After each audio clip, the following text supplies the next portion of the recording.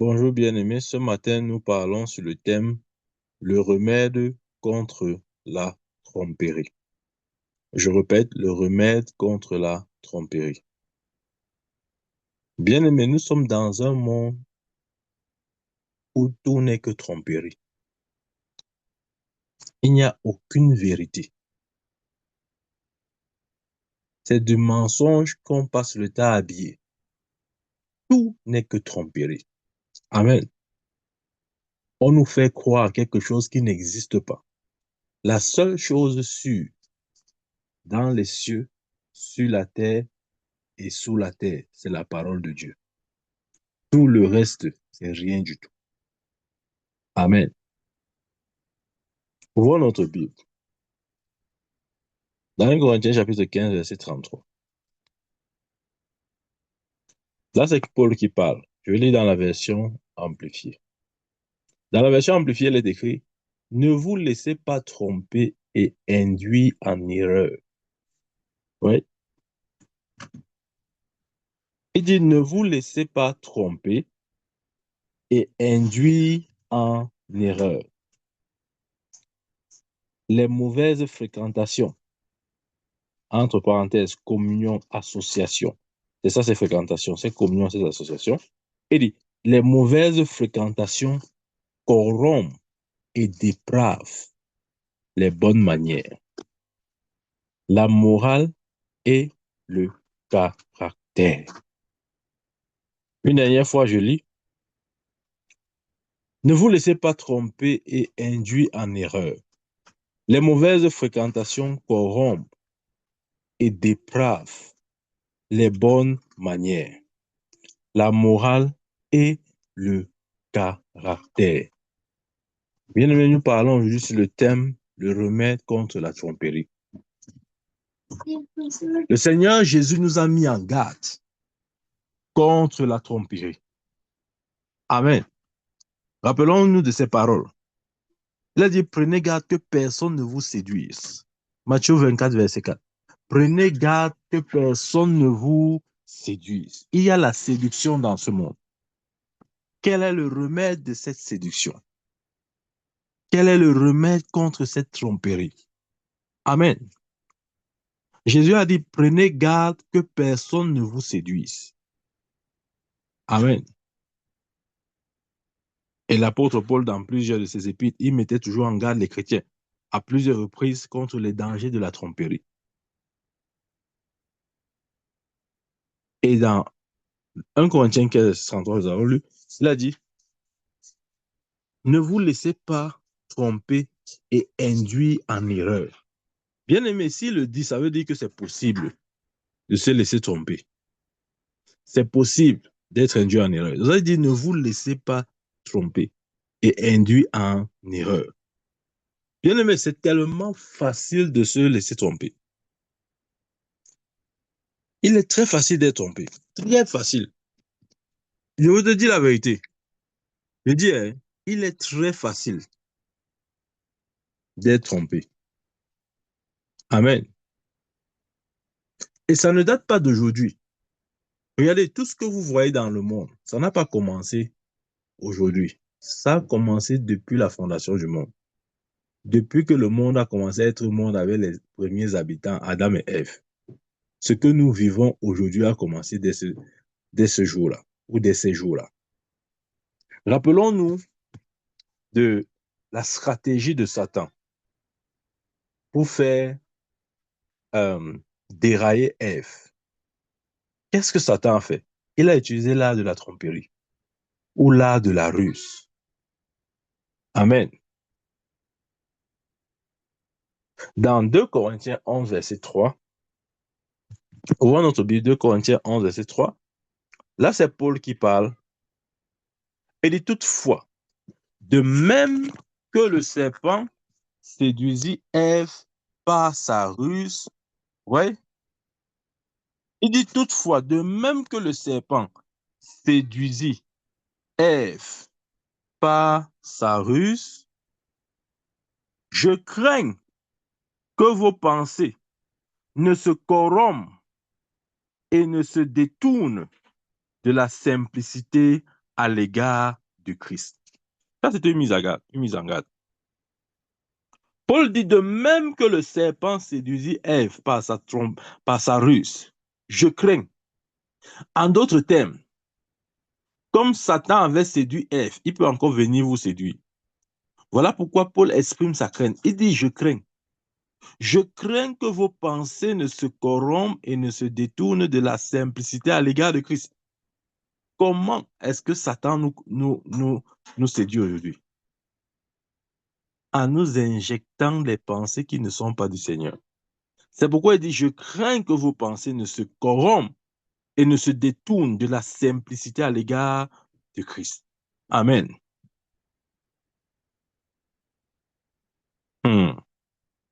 Bien aimé, personnellement, j'ai vu des gens qui ont bien commencé et mal fini. Ils ont bien commencé pour mal finir. Et des fois, on se dit, mais Seigneur, pourquoi ça a été ainsi? Qu'est-ce qui n'a pas marché? Bien aimé, si vous fouillez bien, vous verrez que Satan est venu avec sa ruse. Et la personne n'a pas su comment repousser non seulement cette ruse, mais prendre le dessus aussi sur l'ennemi. Amen. Bien aimé, c'est possible. Ouais, ce sont les Écritures. Il dit toutefois, de même que le serpent séduisit Ève par sa ruse, je crains que vos pensées ne se corrompent et ne se détournent de la simplicité à l'égard de Christ. Donc, ça veut dire que comme le serpent avait séduit Ève, il peut encore venir aujourd'hui séduire même les élus de Dieu. Mais quel est donc le remède contre cette tromperie de l'ennemi? Comment se rassurer que nous ne soyons jamais séduits par le serpent? Amen. C'est très simple, bien aimé. L'unique remède contre la tromperie. Attendez. Dans 1 Corinthiens 15, verset 34, il dit, revenez à vous-même, comme il est convenable, et ne péchez point, car quelques-uns ne connaissent pas Dieu. Bien aimé, le remède contre la tromperie, c'est la connaissance de Dieu. Amen. Pourquoi? Parce que une des choses que la connaissance de Dieu fait, c'est que la connaissance maintient notre cœur là où il doit être. Amen. Satan peut facilement tromper Ève parce que Ève n'avait pas reçu la connaissance de Dieu au sujet de l'arbre défendu. Rappelons-nous que c'est à Adam que Dieu avait dit, tu ne mangeras pas le fruit de cet arbre. Il n'avait pas dit ça à Ève. Ève n'avait pas d'une certaine façon cette connaissance-là parce qu'elle n'avait pas entendu cette instruction de la bouche de Dieu. C'est à Adam que Dieu avait donné cette instruction. C'est pourquoi lorsque Satan, le rusé, le serpent ancien vient, il ne parle pas à Adam, il parle par là à Ève, parce qu'il s'est dit que Ève n'est pas au courant de cet évangile. Ève n'est pas au courant de cette parole. Ève ne connaît pas ce que Dieu a dit au sujet de l'arbre défendu. Voilà pourquoi elle peut être une proie beaucoup plus facile pour moi. C'est comme ça que Satan a réfléchi. Amen. Bien aimé, j'ai dit le remède contre la ruse, c'est la connaissance. Tu dois connaître. Je ne sais pas. Bien, je vais vous dire. Dans cette vie, qu'il te manque tout sauf la connaissance. Bien aimé, tu es autorisé à, à, à en avoir, comment il veut m'expliquer ça? Tu es autorisé à ne, si tu veux, à ne rien posséder. Mais rassure-toi que tu as la connaissance. Amen. Rassure-toi que tu as la connaissance. Ne joue pas avec la connaissance. Parce que si tu n'as pas de connaissance, je peux te rassurer, comme Ève, Satan va te séduire. Oh, il va te séduire. Je te dis, ouais, gagne en temps, je te dis que si tu n'as pas la connaissance de la parole de Dieu, Satan va te séduire. Tu crois qu'il a peur de ta nouvelle naissance? Il n'a pas peur de ça. Je vais te dire ça aujourd'hui. Satan n'a pas peur de ta nouvelle naissance. Ou bien tu crois qu'il a peur de ton parent en langue. Il n'a pas peur de ça. Amen. Satan a peur de la connaissance. Parce que c'est la connaissance qui affranchit. Vous connaîtrez la vérité et la vérité vous affranchira. Amen. Vous connaîtrez la vérité et la vérité vous affranchira. Bien-aimé, rassure-toi d'avoir toujours en toi le remède contre la tromperie. Rassure-toi d'avoir toujours en toi la connaissance de la parole. Parce que c'est l'unique remède contre la tromperie. Je l'ai dit, il était facile pour Adam, pour Satan, de pénétrer Adam en passant par Ève. Parce qu'il savait que Ève n'avait pas cette connaissance. Ève ne connaissait pas ce que Adam connaissait. Amen. C'est pourquoi Satan est passé par Ève. Il s'est dit, elle est ignorante. Elle ne connaît pas. Si je pénètre par la porte de l'ignorance, j'ai une chance de régner. Et c'est exactement ce qu'il a fait. Il est passé par la porte de l'ignorance. C'était Ève. Parce que lorsque Dieu avait donné cette instruction, il avait donné à Adam. On n'est pas sûr que Ève avait la connaissance de cette instruction. Elle n'avait même pas, à mon avis. Amen. Bien aimé, le remède contre la tromperie, c'est la connaissance. Rassure-toi de connaître. Tu dois connaître. Tu dois positionner ton cœur dans l'angle de la connaissance. Amen. C'est la connaissance. Parce qu'il a dit, vous connaîtrez la vérité et la vérité vous affranchira. La vérité, c'est la connaissance. C'est la connaissance qui affranchit, bien-aimé. Lorsque je parle de la connaissance, je parle de l'épignosis. Je parle de la connaissance exacte, de la connaissance totale, de la connaissance parfaite. Rappelons-nous, on avait dit il y a 3 types de connaissances. Je parle de la connaissance totale, l'épignosis. Amen. Quand Paul il prie afin que nous soyons remplis de toute la connaissance de Dieu, de tout l'épignosis de Dieu. Bien aimé, c'est ça le remède. Si tu n'as pas le remède, le venin de l'ennemi, du serpent ancien va te pénétrer. Ah oui. Tous ceux qui n'ont pas la connaissance sont mordus par le venin du serpent ancien.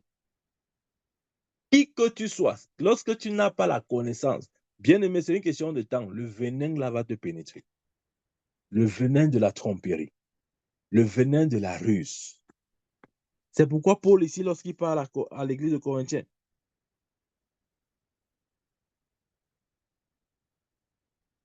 il dit toutefois, de même que le serpent séduisit Ève par sa ruse, je crains, je crains, je crains.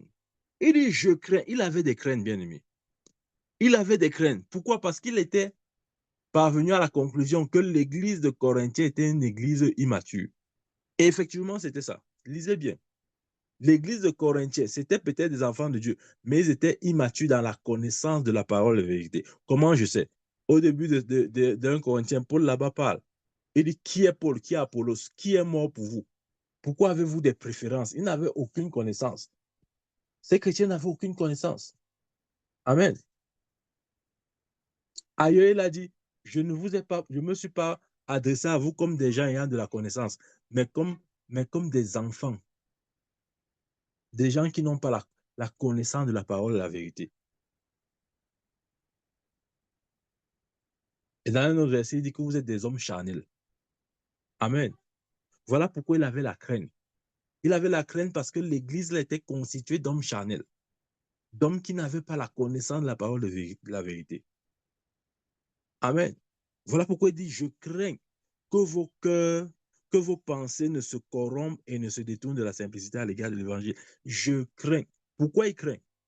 Parce que la connaissance n'a pas pris place dans leur cœur. Bien aimé, quand la connaissance n'a pas pris place dans ton cœur, les flèches de l'ennemi, le venin de l'ennemi peut t'atteindre. C'est vrai, je vais te dire la vérité. C'est vrai. Tu peux être séduit par les pensées de l'ennemi. Tu crois que ce sont les pensées de Dieu, mais ça vient tout droit de l'enfer. Pourquoi? Parce que la connaissance n'a pas pris place. Amen. Dieu a dit, mon peuple périt, faute de connaissance. Toi qui m'écoutes ce matin, rassure-toi de manquer tout sauf la connaissance. Bien-aimé, tu peux avoir tout en manque ou tu peux manquer de tout, mais jamais que tu n'aies un problème de connaissance. Voilà pourquoi tu dois tout faire pour connaître. Refuse d'être ignorant. Amen. Écoute la parole de Dieu. Écoute-la encore et encore. À titre personnel, aie tes propres temps de méditation, d'étude, de lecture de la parole. Des fois, ce que nous attribuons à Satan, en fait, c'est la conséquence de notre ignorance. Voilà pourquoi chaque fois dans nos églises, nous sommes toujours en train de dire, oh, Satan, en fait, bien aimé, il faut arrêter ces choses. Retournons dans la connaissance. Vous ne voyez nulle part dans les, dans les livres des Actes des Apôtres. Les apôtres priaient comme nous prions aujourd'hui. Ils ne faisaient pas les prières que nous faisons aujourd'hui.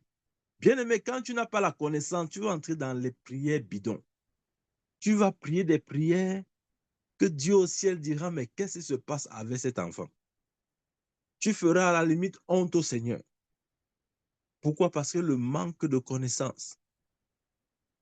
C'est le manque de connaissance, bien aimé. Je prie au nom de Jésus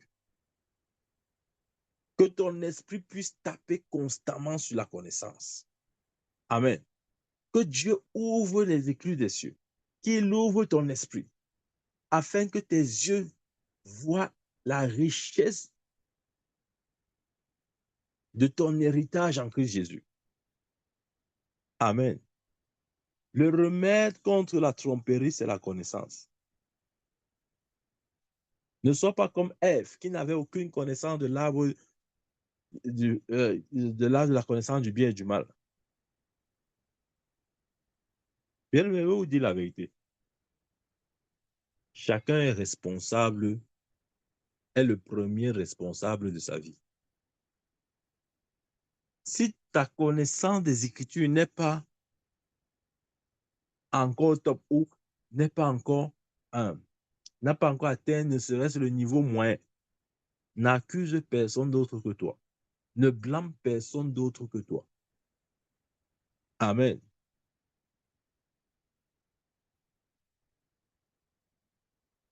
Bien-aimé, cherche à connaître. Il n'y a rien qui te mettra au repos comme la connaissance. Lorsque tu connais, tu entres au repos, même vis-à-vis des forces du mal. Parce que tu sais exactement quoi faire dans toute situation. Mais lorsque tu n'as pas la connaissance, tu es agité. Tout t'agite. Tout te met hors d'état. Pourquoi? Parce que tu n'as pas la connaissance. Amen.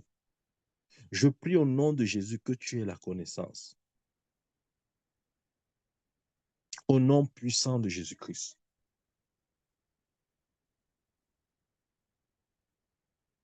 Bien-aimé, si tu veux être au contrôle de ta vie, si tu ne veux plus être une victime des circonstances, si tu ne veux plus être une victime d'un système quelconque ou,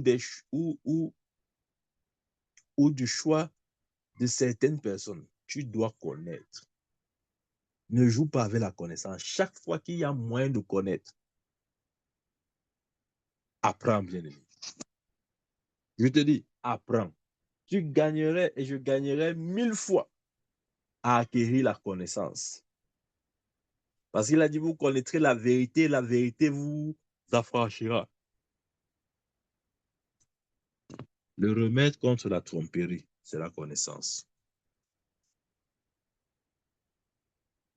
Plus tu connais, moins Satan a les chances de t'avoir. Il viendra, certes, Mais comme la Bible dit, l'ennemi vient par un chemin, il fuira par sept chemins. La seule chose qui peut faire fuir Satan pendant qu'il vient te tenter, c'est la connaissance. Si tu ne me crois pas, demande à Jésus. Quand Satan est venu le tenter dans le désert, si tu es fils de Dieu, transforme cette pierre en pain. Ça a été une tentation. Mais parce que Jésus connaissait la Torah, la loi de Moïse, il a récité un verset de Deutéronome qui a dit, l'homme ne vivra pas seulement de pain, mais de toute parole qui sort de la bouche de Dieu. Si Jésus n'avait pas la connaissance des Écritures, comment ferait-il face à cette tentation, bien-aimé? J'ai dit le secret ou le remède de la tromperie, c'est la connaissance. Pour une seconde fois, il le fait voir à tous les royaumes du monde. Il dit, ceci m'a été donné, je donne à qui je veux. Si tu te prosternes et m'adores, je te donnerai ces royaumes. Et Jésus a répliqué par les Écritures. Il est écrit, tu n'adoreras que l'Éternel ton Dieu et tu ne serviras que lui seul. Après le main au haut du temple, il dit, jette-toi ici, car il est écrit que les anges te garderont, de peur que ton pied ne heurte contre une pierre. Bien aimé, si Jésus n'était pas précis dans la connaissance qu'il avait des Écritures, il devait dire, ah oui, c'est vrai en plus. Oui, Satan a dit, il est écrit, il ordonnera à tes anges à ton sujet de peur que ton pied ne heurte contre une pierre. Ouais. Si nous n'avons pas une connaissance précise des Écritures, nous allons dire, ah oui, oui, c'est vrai, c'est vrai. Oh, Satan a cité les Écritures. Satan ne peut pas citer correctement les Écritures. Surtout parce que de manière fondamentale, aucune Écriture ne joue à son avantage. Donc, lorsque vous voyez Satan même faire semblant de citer les Écritures, sachez que cette Écriture n'a pas été bien citée. Il ne peut pas, parce qu'en lui, il n'y a pas de vérité. Je répète, lorsque vous voyez Satan essayer de faire comme s'il veut réciter une écriture, bien aimé, ne vous laissez pas séduire. Si vous observez bien, vous verrez qu'il a mal cité l'écriture. Mais pour savoir que Satan a mal cité les écritures, il faudrait les connaître, bien aimé. Si tu ne connais pas les écritures, comment tu sauras que les écritures ont été mal citées? C'est ça le problème. Si tu ne connais pas les écritures, comment tu sauras que les écritures ont été mal citées lorsque Satan essaiera de les citer? Amen. Bien-aimé, tu dois connaître. Je vais vous dire, je vais vous donner mon propre exemple. Je vous ai toujours dit que j'avais aussi, par la grâce de Dieu, je suis né dans la foi. Et Dieu merci, très tôt, j'ai été confronté à la réalité de ce que j'appelais mon christianisme. C'est-à-dire un christianisme powerless, c'est-à-dire un christianisme impuissant. Parce qu'autour de moi, je voyais ceux qui étaient déjà dans la foi avant moi. Et quand j'observais bien leur vie, rien n'avait changé. Ils étaient les mêmes d'année en année. J'ai regardé ça et dit, je refuse de finir ma vie comme ça. Amen. Bon, des fois, quand tu vois une situation, ne te dis pas juste que non, c'est normal, tout le monde doit être comme ça. Non. Souvent, révolte-toi, rébelle-toi. Dis non. Sinon, tu auras le christianisme de tout le monde. Que ton christianisme ressemble à celui de Jésus et non à celui des religieux. Amen. J'ai dit tout à l'heure, tu dois connaître les Écritures pour savoir ce qu'elles disent, de sorte que lorsque Satan viendra pour les tordre, tu saches exactement ce que les Écritures disent. Amen. Ouais, c'est cette tentation, Satan a dit, jette-toi d'ici bas, car il est écrit, tes anges te garderont de peur que ton pied ne heurte contre une pierre. Bien-aimé, vous nous dit, c'est le Somme 91, Versets 11 à 12 que Satan a essayé de citer. Je dis bien essayer parce qu'il a mal cité. Je vous ai dit, Satan ne peut pas réciter les Écritures mot pour mot. Parce que les Écritures rendent témoignage de Christ et non de lui. Donc, lorsque vous voyez même Satan essayer de citer les Écritures, ne vous agitez pas. Observez bien, vous allez voir que soit il a ajouté quelque chose, soit il a enlevé quelque chose. Amen. Généralement, c'est comme ça que Satan fait. Soit il va ajouter quelque chose, soit il va enlever quelque chose. Maintenant, si euh, tu n'es pas toi-même un érudit, quelqu'un qui étudie ces choses-là, tu vas seulement commencer à dire, hey, vraiment, Satan est fort, hein, Satan, vraiment, Satan a récité la parole, vraiment, Satan connaît la parole.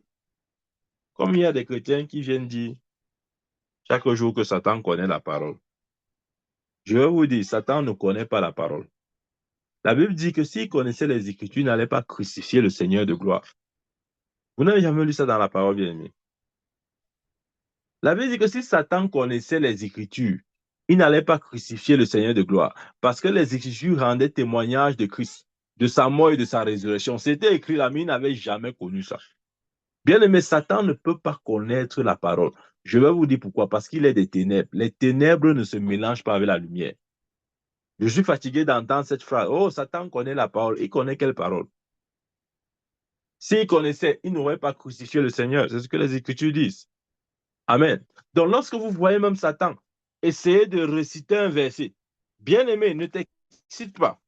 Calme-toi. Si tu te calmes, tu vas voir que il y a quelque chose dans ce que Satan a dit qui est incorrect. Amen. Il y a quelque chose d'incorrect dans ce qu'il a dit. Parce que la vérité ne demeure pas en lui. Il est le père du mensonge. Amen. Ouvrons notre Bible.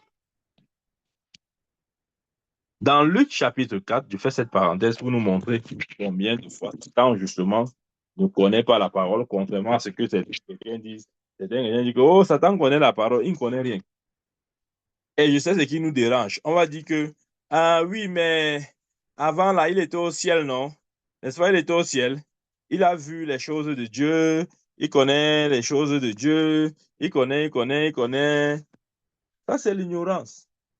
Je vais nous expliquer ceci. C'est vrai. Avant que Satan ne chute, il était, avant qu'il ne soit Satan, il était Lucifer, ange de lumière. Mais lorsqu'il s'est rébellé contre Dieu, il a revêtu une nature que Dieu n'avait pas préparée ou créée pour lui. Dieu l'a créé en tant qu'ange de lumière. Mais quand il pêche, il revêt une nature qui n'a rien à voir avec ce qu'il était avant, auparavant. Ça veut dire quoi? Ça veut dire que de la même manière que le nord et le sud sont distants et ne se rencontrent et ne se toucheront jamais. C'est comme ça que Lucifer avant sa chute et Satan après la chute sont distants en termes de personnage, en termes de caractère. Amen. Et même en termes de puissance. Parce que la puissance que Lucifer avait était celle de Dieu. Mais la puissance que Satan a, ce n'est pas la puissance de Dieu. Ah, ah. Les gens croient que non, la puissance que Satan a, c'est la puissance de Dieu. Non. Bien aimé, c'est parfois difficile de le saisir, de le comprendre, mais c'est vrai. Comment il va expliquer ça? Seigneur, aide-moi à dire cette partie. Les gens disent que, les gens disent souvent que, non, mais c'est Lucifer, non? N'est-ce pas? Il est Lucifer, il est devenu Satan. Donc, c'est l'onction qu'il avait, il a gardé la même onction. Il ne peut pas avoir gardé la même onction parce qu'il n'y a pas de mélange entre la lumière et les ténèbres. Amen. C'est une, Ce qu'il a maintenant, c'est une puissance qu'il n'a pas eu avant sa chute. Parce que le degré de corruption a totalement dénaturé la puissance originelle qu'il avait reçue de Dieu. Je ne sais pas si, si on réussit à me saisir sur ce point. Ou comme je reviens en disant, de la même manière que le nord et le sud sont opposés et ne se toucheront ou ne se rencontreront jamais. C'est comme ça que Lucifer et Satan sont en termes de caractère et en termes de puissance. Donc, bien aimé, ne sommes pas dire que non, Satan ne connaît rien. Amen. Parce que Satan, ce n'est pas Lucifer. Satan, c'est un caractère, c'est un personnage qui n'a pas été créé par Dieu. Les gens disent que mais Dieu a créé Satan, non? Qui vous a dit ça? Dieu a créé Lucifer. C'est la rébellion de Lucifer qui a créé Satan. Dieu n'a pas créé Satan. Je ne sais pas comment expliquer ça. Je dis encore, Dieu a créé Lucifer, cet ange de lumière. Rappelez-vous, parce que la Bible nous fait savoir que tout ce que Dieu crée est bon. Donc, si on dit que Dieu a créé Satan, ça veut dire que, je sais pas, ça veut dire que le mal est devenu bon. C'est ce que ça veut dire. Alors que nous savons qu'en lui, il n'y a point de ténèbres. Amen. Dieu a créé Lucifer. C'est la rébellion de Lucifer qui a créé Satan. Donc, c'est deux créations différentes, ayant des objectifs différents et une puissance bien différente. Amen. Et une connaissance bien différente. OK, revenons un peu sur cet exemple que je voulais donner. Dans Luc chapitre 4, Luc chapitre 4, je lis à partir du verset 10. Il est écrit, « Il donnera des ordres à ses anges à ton sujet, afin qu'ils te gardent, et ils te porteront sur les mains, de peur que ton pied ne heurte contre une pierre. » Ouais, ça c'est la réponse que Satan avait donnée à Jésus dans le désert.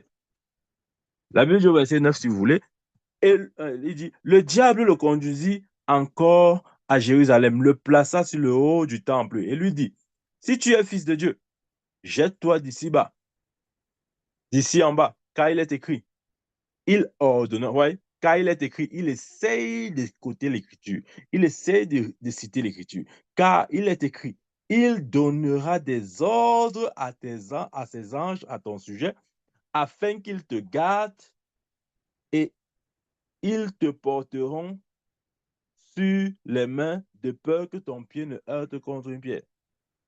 Maintenant, qu'est-ce que les Écritures disent? Dans le Psaume 91, verset 11, là-bas, il est écrit,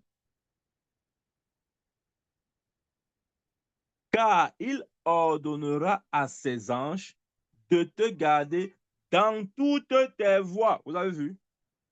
Satan n'a pas mis dans toutes tes voies. Dans ce qu'il a récité là, dans les Écritures qu'il a voulu réciter. Je vous ai dit, Satan ne connaît pas les Écritures.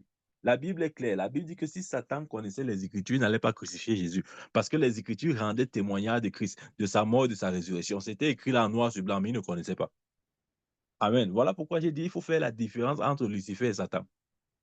Dieu n'a jamais créé Satan. Il y a dit que Dieu a créé Satan. Non, Dieu a créé Satan. Non. Non, la Bible dit qu'en lui, il n'y a point du mal. Dieu ne peut pas avoir créé le mal pour faire quoi? Non. Il ne crée que le bien. Il a créé Lucifer, cet ange de lumière. Lisez Ésaïe et Jérémie. Comment ils décrivent Ésaïe 14, Jérémie et Jérémie aussi. Il décrit, toi, l'ange de lumière, toi qui étais un astre brillant, tu es tombé du ciel, tu étais recouvert de pierres, de jaspe précieux, etc. Ça, c'était Lucifer, bien aimé. En disant que Dieu a créé Satan, Dieu n'a pas créé Satan. Dieu a créé Lucifer et c'est la rébellion de Lucifer qui a créé Satan.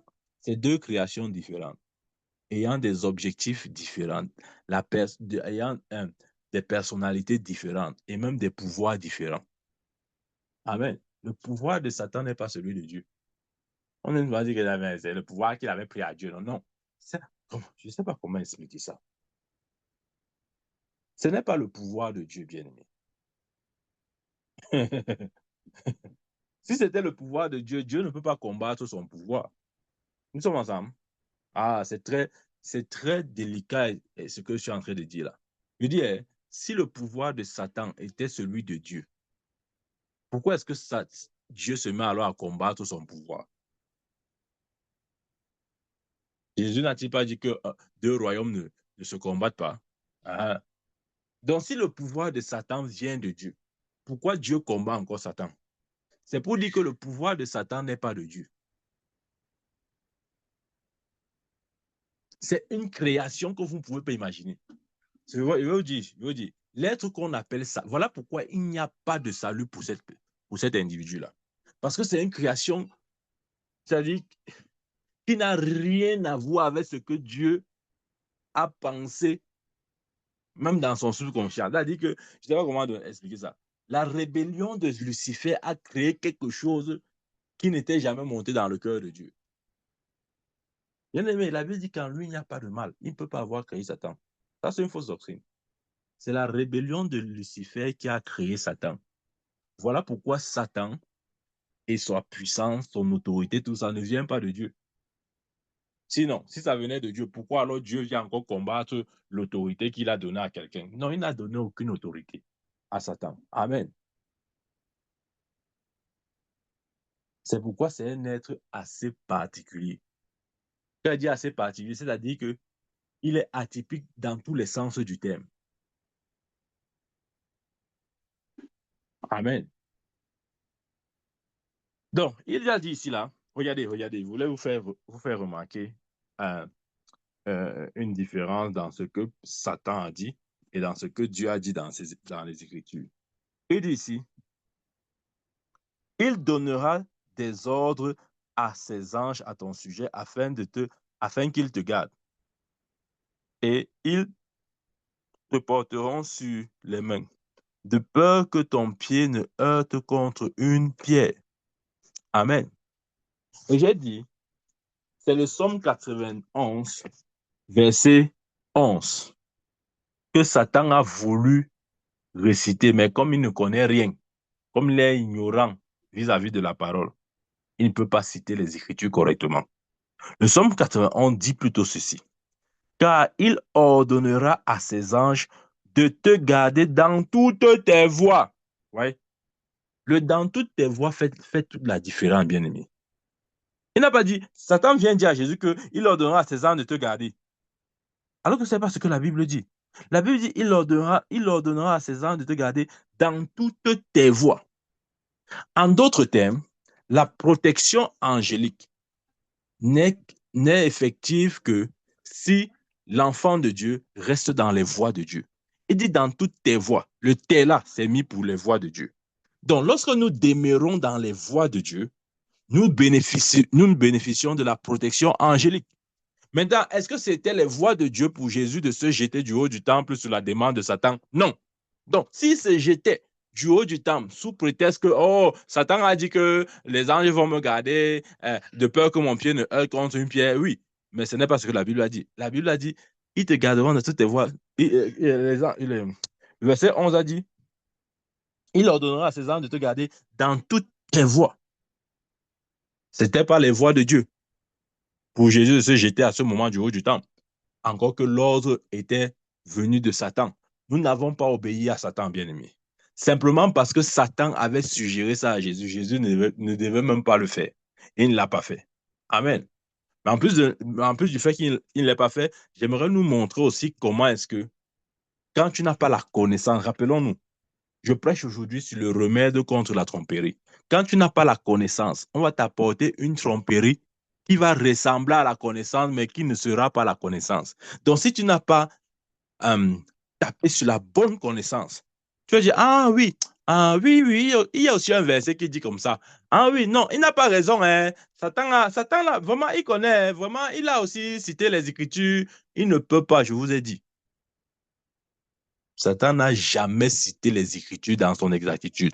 Il n'a pas ce pouvoir, il n'a pas cette connaissance, il n'a pas cette autorité. Parce que sa nature ne lui permet pas de citer les Écritures. Amen.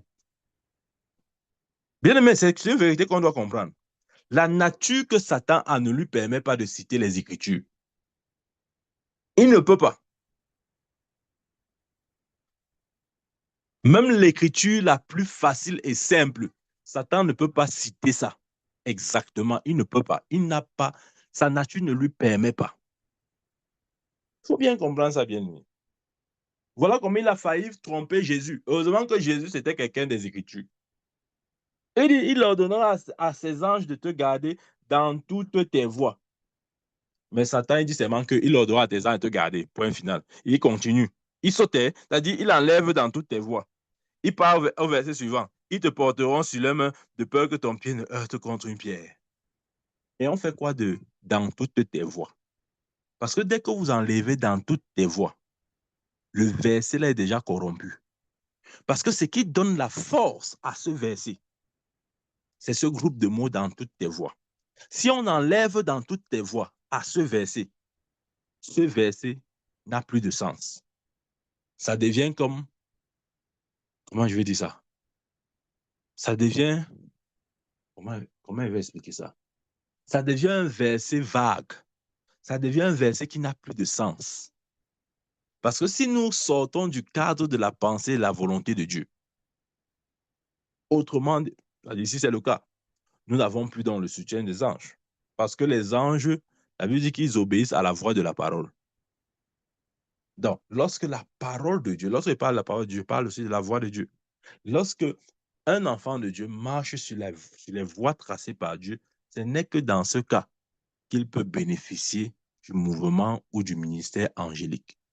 Autrement dit, il n'y aura pas d'ange pour lui. Amen. Bien aimé, c'était simplement pour nous dire ce matin que le remède contre la tromperie, c'est la connaissance. Acquiert la connaissance. Acquiert la connaissance, bien aimé. Je ne sais pas comment et combien de fois je dois te le dire, mais je te dis encore ce matin, acquiert la connaissance. Tu dois aimer la connaissance. Je dis. Une des choses que je sais que j'aime, c'est la connaissance. Amen. Je ne joue pas avec la connaissance. Non, attention. Parce que j'ai compris que ma vie en dépend, bien aimé. Quand tu ne connais pas, tu seras bien trompé. Sortons même du domaine de la foi, même dans la vie courante. Amen. Pourquoi est-ce que parfois, pour des affaires de justice, nous engageons des avocats? C'est pour se rassurer que nous saisissions tout le pourtour et le contour et les méandres du sujet pour ne pas, pour obtenir gain de cause ou pour gagner le procès. Amen. Nous prenons l'avocat parce que nous estimons que dans l'avocat, il y a assez de connaissances pour me faire gagner ce procès. Amen. Parce que le rôle de l'avocat, c'est de fournir ou c'est de mettre à votre disposition, comment je vais dire ça, non seulement la connaissance utile, mais aussi de pouvoir jouer sur tous les piliers ou leviers pour vous faire gagner le procès, c'est tout. C'est la connaissance, bien aimé. Mon peuple périt faute de connaissance. N'oublie pas, le remède contre la tromperie, c'est la connaissance. Est-ce que tu connais? Je me pose la question, est-ce que je connais? Ou encore, est-ce que le niveau que je connais est suffisant pour me maintenir dans la victoire? Bien aimé, c'est par la connaissance. La Bible dit c'est pas la connaissance que le roi règne. C'est la connaissance, c'est pas le muscle. Les gens croient que non, la vie c'est le muscle. C'est pas le muscle. Si tu ne connais pas, tu vas passer à côté de beaucoup de choses. Amen. Bien aimé, que Dieu te bénisse. Toi qui as entendu cette parole, qu'il te fortifie, qu'il fasse luire sur ton visage sa gloire. Que tu puisses marcher dans un niveau de connaissance encore plus excellent. afin de dominer sur toute forme d'adversité, sur toute forme de domination, de puissance, d'autorité, afin de toujours triompher en Christ Jésus, sur toute forme de ruse de l'ennemi, sur toute forme de mensonge de l'adversaire, et de fonctionner dans ta victoire absolue et permanemment. Au nom de Jésus, j'ai prié. Amen, amen, amen. Que Dieu nous bénisse, bien-aimés. Y a-t-il des questions?